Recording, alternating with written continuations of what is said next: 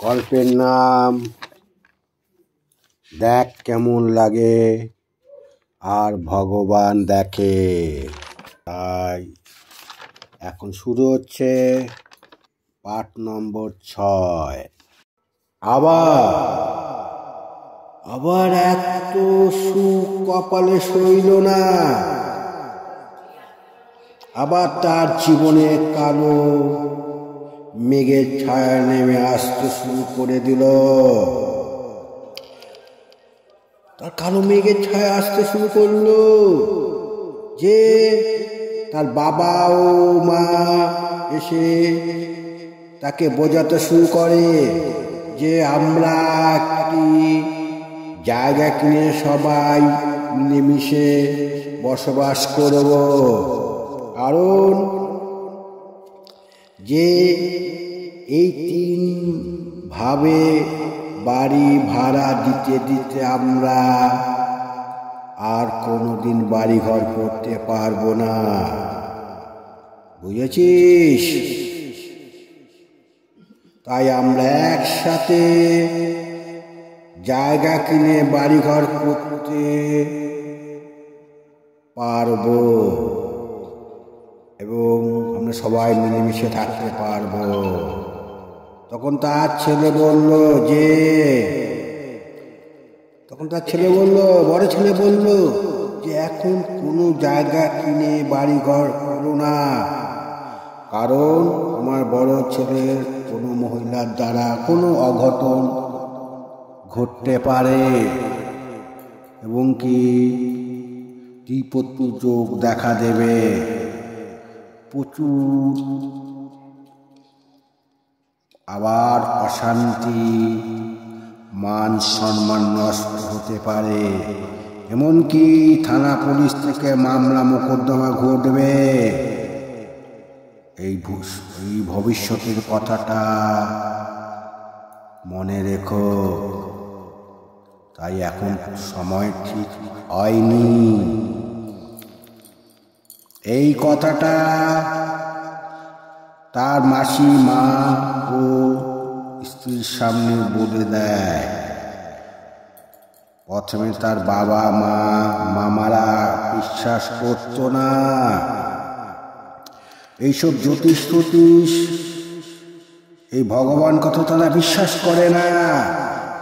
যে বলতো ও খুব চালাকি করছে যাতে ও টাকা পয়সা না দিতে হয়, আর এই ধরনের ধাপ্পাবাজি কথা বলছে।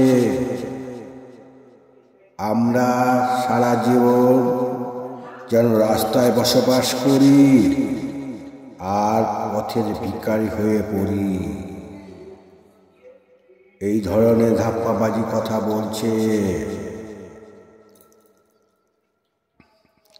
তাই তার বাবা মা, তার মামা, তার আত্মীয় স্বজনের কাছে এই ধরনের বদনাম করতে শুরু করে যে তার বড় ছেলে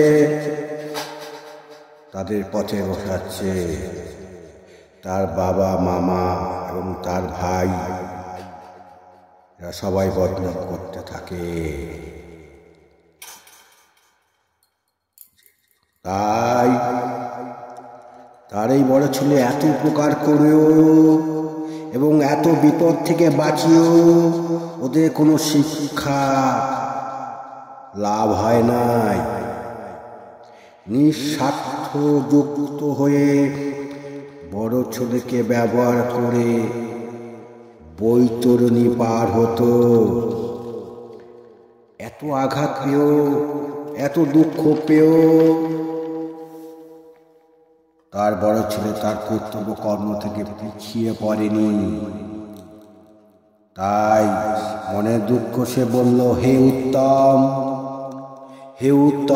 তুমি অধম হয়ে যেও না, তোমার কর্মই উত্তম, তাই তুমি অধম হবে কিভাবে? কিছু মাস পর বাবা মামারা একটি জমি পছন্দ করে এবং ফাইনাল কথাবার্তা বলে দেয় তার ওই বড় ছেলের কথা কোনো পাত্তা না দিয়ে সে জায়গা জমি ফাইনাল করে এসে বড় ছেলের হাতে অর্পণ করে। আর বড় ছেলেকে বলল যে মা, বড় ছেলে বলল, বারবার পুনরায় বলল, বড় ছেলে বারবার বলল একই কথা, মা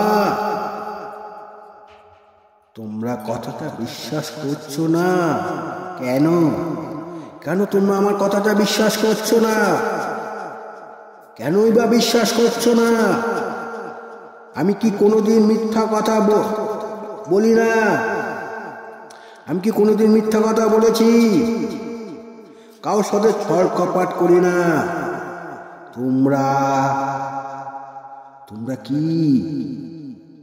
তোমরা কি আমার ভালো চাও না, নাকি আমাকে রাস্তায় কুড়িয়ে পেয়েছো? শুধু আমি তো একা নই, আমার ভাইরা আছে, তাদেরকে বলো। তোমরা আমাকে বারবার বিপদে ফেলছো কেন?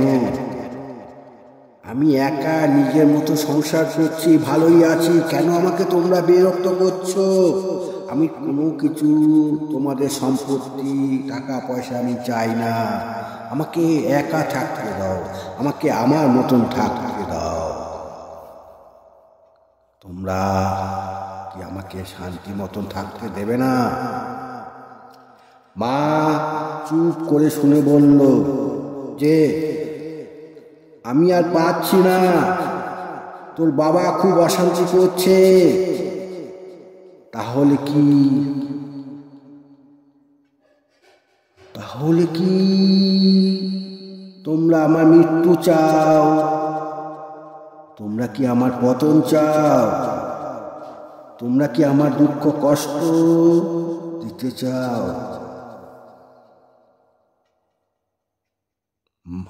এই কথা বলল তার বড় ছেলে। মা মার কথা শুনে মা পুনরায় বলল, আবার পুনরায় বলল, আমি আর সহ্য করতে পারছি না, কষ্ট করতে পারছি না, তোর বাবা অশান্তি করছে আমার সাথে প্রচন্ডভাবে। মার কথা শুনে সে আবার পরিবারের জন্য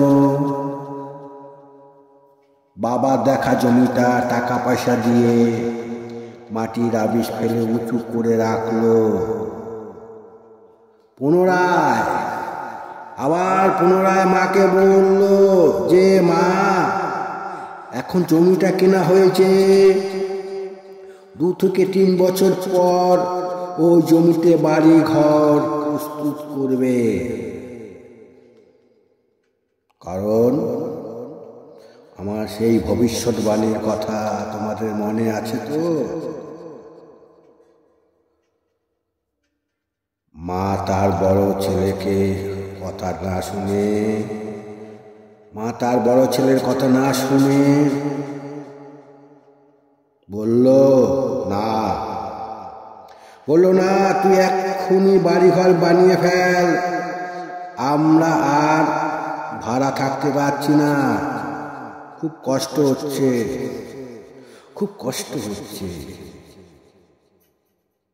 মার কথা